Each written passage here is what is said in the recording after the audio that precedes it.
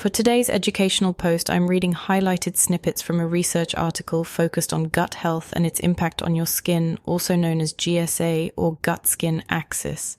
I will be reading complex terminology for those who are interested in knowing the full scope and detail of what this research article provides. And if you would like to read the full research article, please contact me directly to send this to you. Disrupted communication between the microbiome and host has been extensively studied in gastrointestinal diseases. However, research on skin microbiome and its connection with the gut has been investigated to a lesser extent. Understanding the role played by the gut microbiome in regulating skin health may lead to developing novel therapies for dermatological conditions through microbiome modulation. The skin. The skin is the human body's largest organ and is a defensive obstruction against injuries and microbial assault. Like the gut, it is highly vascularized and heavily colonized with distinct microbial colonies. The skin shelters commensal microbes, bacteria, fungi, and viruses, and specific microbial groups dominate different skin sites. Evidence shows that the skin microbiome may play an essential role in educating the immune system, with both cutaneous innate and adaptive immune responses modulating the skin microbiota during infection and healing. We also learned that when there is an imbalance in the skin immune homeostasis, there is a significant loss of diversity in most skin conditions. Gut-skin axis, GSA. Since the gut microbiome has beneficial and adverse impacts on normal physiology and homeostasis of gut and skin tissues, it is essential to look at the GSA. The term GSA describes the bidirectional relationship between gut and skin, where the gut may influence skin health owing to its immunological and metabolic properties. It may be challenging to attribute only a cause and effect relationship between the gut microbiome and dermatological conditions, but clinical studies support a connection between them, with several cutaneous diseases associated with gastrointestinal disorders and vice versa. Short-chain fatty acids, SCFAs.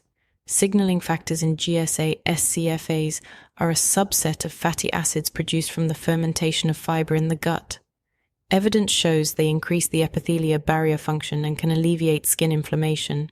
SCFAs, particularly butyrate, suppress immune responses by inhibiting inflammatory cells' proliferation, migration, adhesion, and cytokine production. SCFAs also regulate both the activation and apoptosis of immune cells.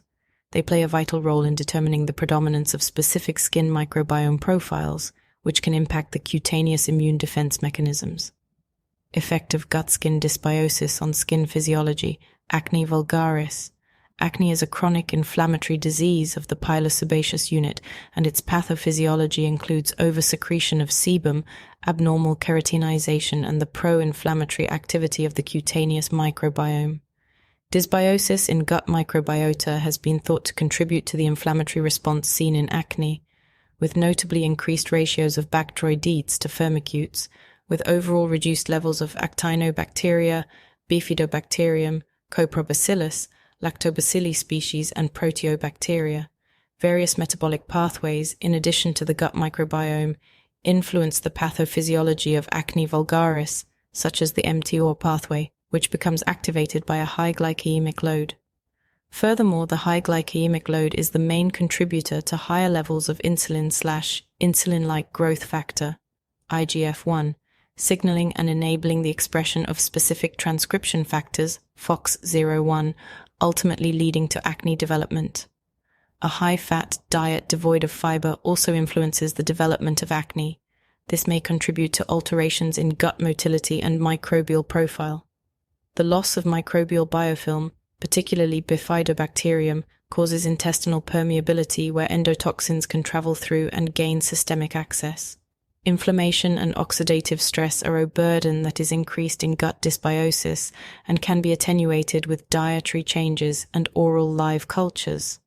Rhamnosus GG may reduce the severity of ache over the course of 12 weeks.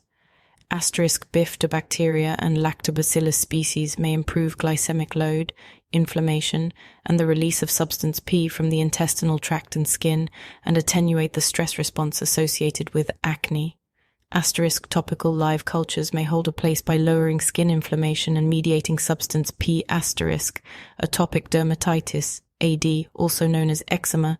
AD is a chronic skin condition that starts in childhood and often persists in adulthood. Its pathophysiology is complex and is believed to be a combination of genetic, environmental, and immunological factors.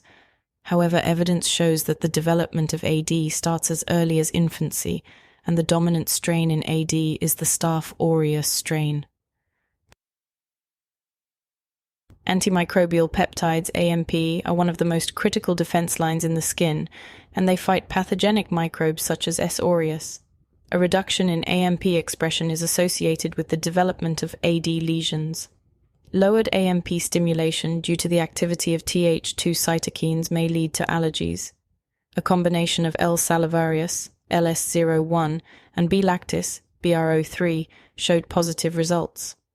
Leishmaniasis GG and B. animalis sub-ESP lactis, BB12, given to children in their late infancy, had a preventative effect on AD development.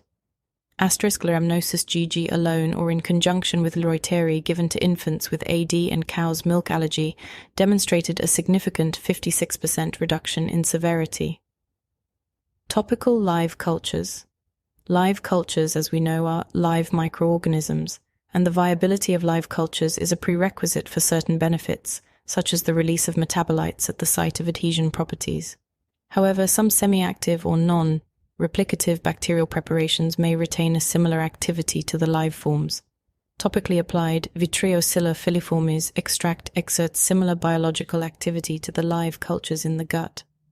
These include regulating immunity by optimization of regulatory cell function, protecting against infection and helping the skin barrier function for better recovery and resistance. Used in vivo, the extract improved AD symptoms and severity. Psoriasis. Psoriasis is a chronic, immune-mediated inflammatory skin disease. Contributing factors include an overactive immune system, genetic predispositions, and environmental factors. In addition, like other skin conditions, skin and gut microbiota alterations have been reported in people living with psoriasis. Evidence suggests an abundance of firmicutes and lower levels of bacteroidetes and gut bacterium in psoriatic plaques compared to normal skin. Defects in firmicutes are associated with lower levels of SCFA production, which could account for the physiological basis of low-level inflammation of depression. Similarities in the gut microbiome of psoriasis patients were seen with those with inflammatory bowel disease, IBD, with a significant increase in Salmonella, E. coli, and Mycobacterium. There were also underrepresented amounts of Lactobacilli and Bifidobacterium spp. Oral live cultures have had a positive influence with a decrease in plasma C-reactive protein and pro-inflammatory cytokines, TNF, alpha, and IL-6. Leishmaniasis GG, L. pentosus, GMNL77, and B. infantis, amongst other strains, show positive results. L.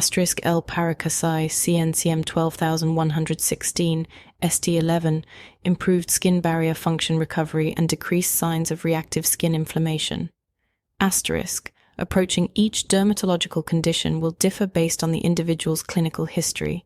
However, lowering the immune response and modulating the gut microbiome through diet, lifestyle, and oral live cultures can have a significant impact. Modifying the firmicutes-bacterioidetes ratio may help improve an impaired gut epithelial barrier. Minimizing small intestinal bacterial overgrowth, SIBO, can help. Fecal transplant procedure has shown positive results in many skin-related disorders.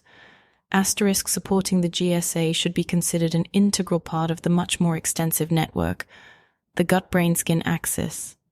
Topical live cultures could serve as potential adjunctive management of the skin microbiome. Need more health advice? At Star Freud Wellness, nutritional and lifestyle coaching and support services are offered at the clinic as well as online. And on that note, we are wrapping up today's short educational podcast. Please remember to subscribe to this podcast and leave a 5-star review. This will help support getting these podcasts out there. It encourages more people getting into the know about their health and wellness. Growing this community is a major goal of mine, and I would greatly appreciate your support. I am your host, Star Freudenberg, a holistic health specialist and educator, empowering your mind, and body through